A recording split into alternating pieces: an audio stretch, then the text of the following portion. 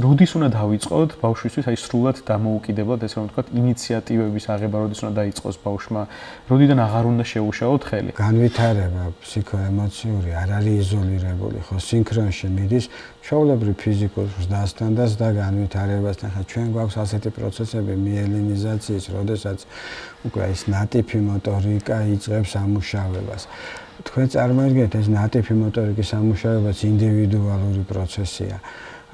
ზოგ ადამიანთან შეიძლება 5 წლის ასაკში მუშაობდეს და 5 წლის ბავშვი გვინახე იდეალურად ხატავს და ასოები გამოვყავს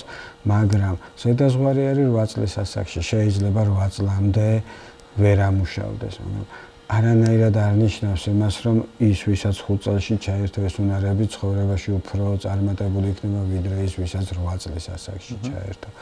ამიტომ აქაც ინდივიდუალური შერჩევა უბრალოდ აი არჩევანის ვარიანტები ხო უკვე სადღაც 3.5 4 წლიდან შეგვიძლია რომ შევთავაზოთ აი ეს გინდა თუ ეს ხო